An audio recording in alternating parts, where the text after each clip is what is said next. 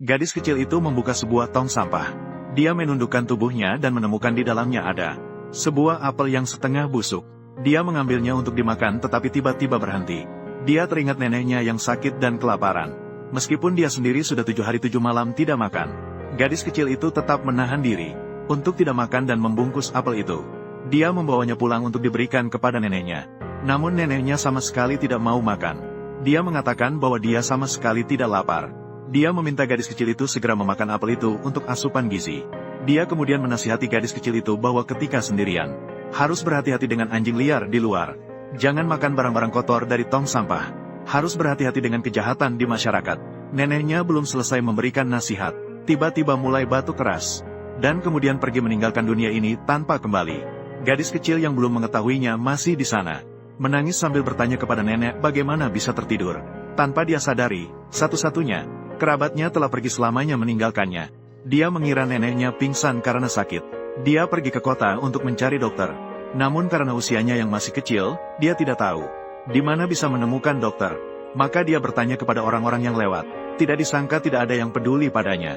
Tidak hanya sangat dingin kepadanya, bahkan dengan kejam mendorongnya jatuh ke jalan.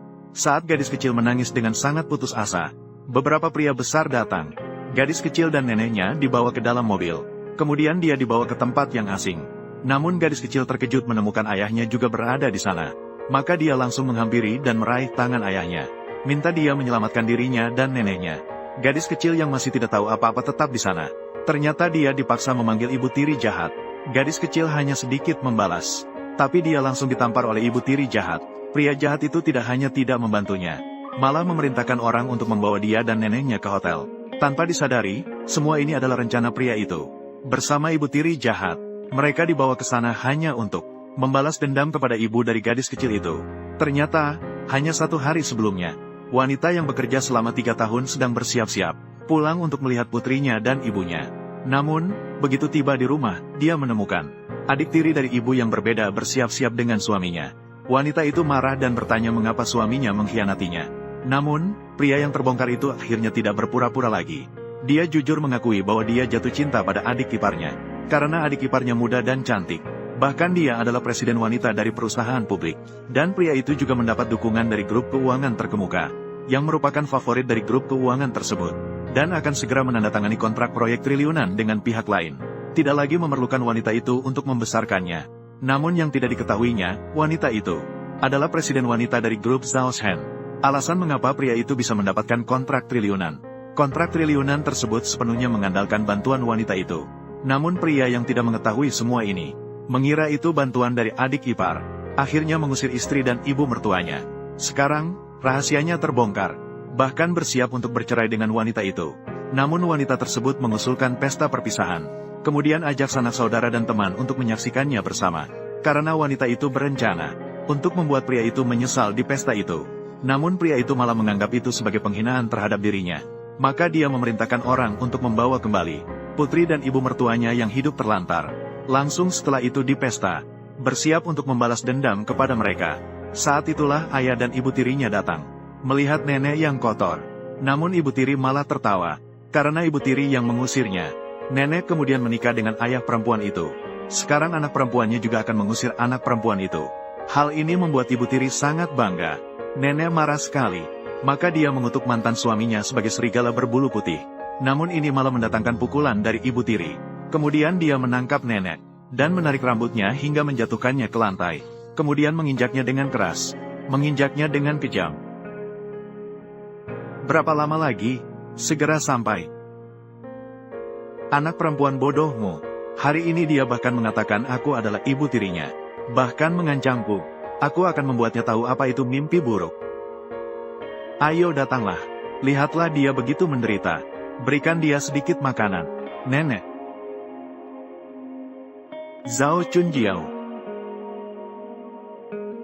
Apa yang ingin kau lakukan? Jangan salahkan aku, Ibu Mingzu, jika aku tidak merawat kalian. Yang lainnya adalah pengemis. Letakkan mangkuk, kau sudah menata lingkaran dengan rapi. Tante, aku masih punya uang receh. Ibu Mingzu, begitu sombongnya, kau harus menerimanya dengan baik.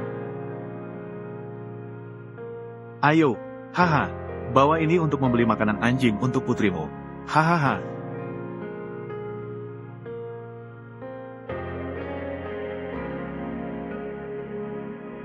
Jangan sakiti nenekku. Benar-benar seperti anjing yang tercebur ke dalam air. Hahaha. Ibu Mingzu, begitu banyak koin. Ini adalah momen puncak saat kau meminta-minta. Si Cheng, Duo-Duo tidak mau memanggilku ibu. Bagaimana ini? Duo-Duo, cepat, panggil ibu. Aku tidak mau. Kau gadis liar. Kau keras kepala ya. Kau mau berteriak atau tidak? Lepaskan dia. Biarkan cucu perempuanmu memanggil. Cepatlah. Aku tidak punya waktu untuk berdebat denganmu. Kau mau mengatakannya atau tidak? Lepaskan dia.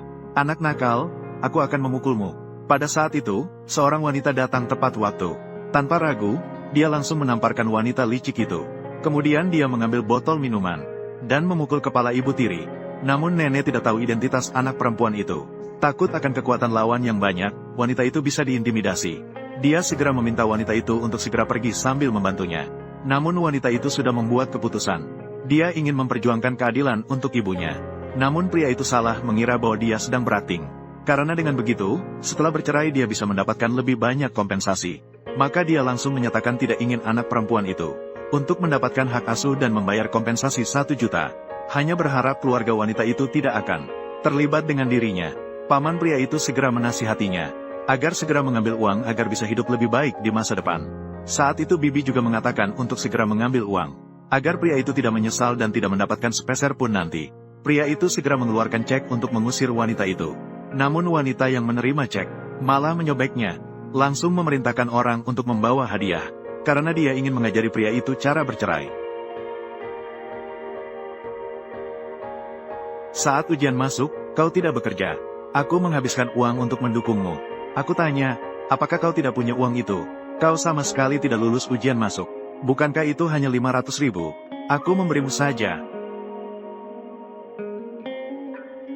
Berikutnya.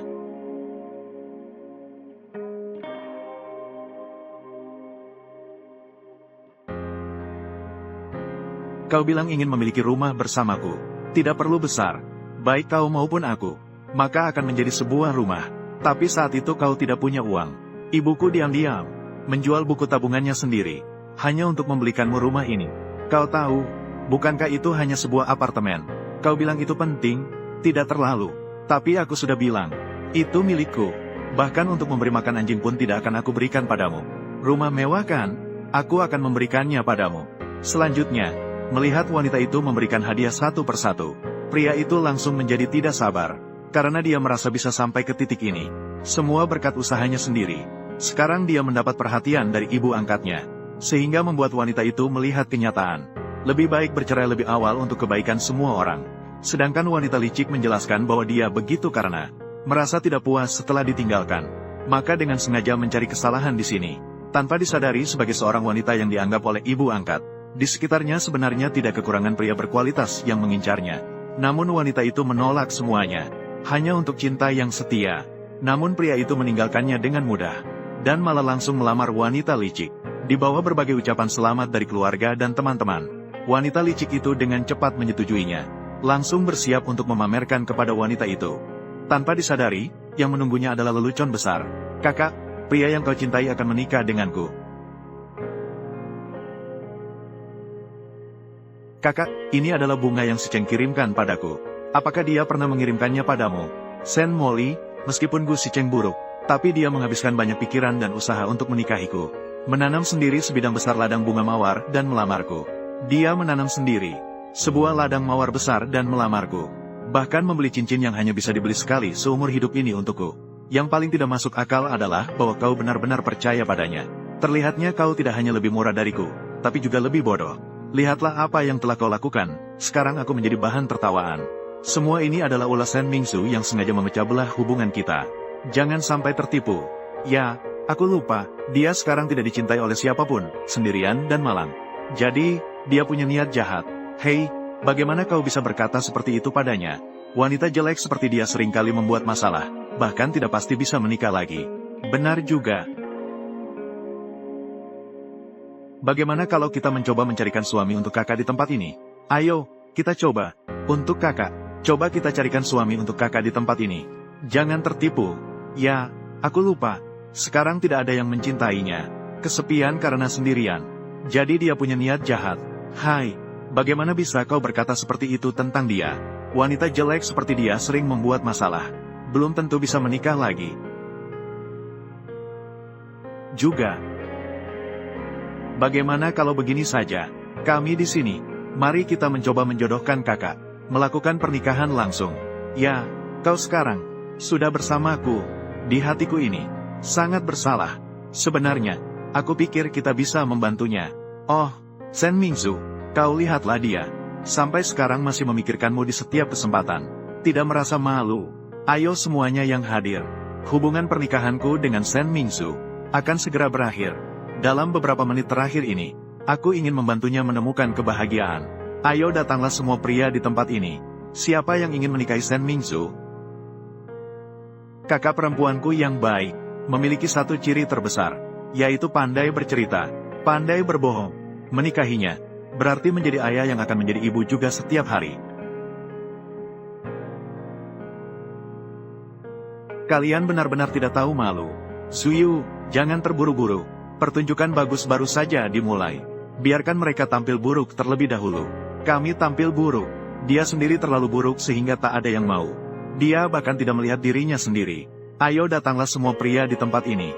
Masih ada yang mau mengambil Nyonya Sen sebagai istri.